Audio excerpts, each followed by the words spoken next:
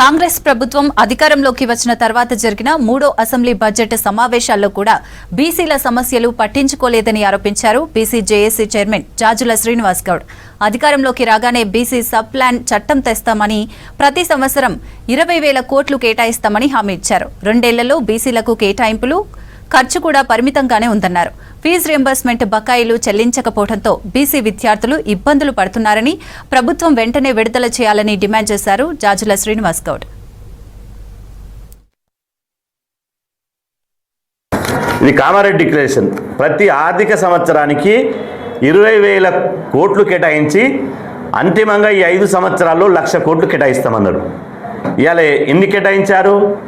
మొదటి బడ్జెట్లో 9,200 కోట్లు, రెండో బడ్జెట్లో 11,400 కోట్లు, ఇప్పుడు మూడో బడ్జెట్లో 12,500 కోట్లు. మరి 20,000 కోట్లు హామీ ఎక్కడ పోయింది?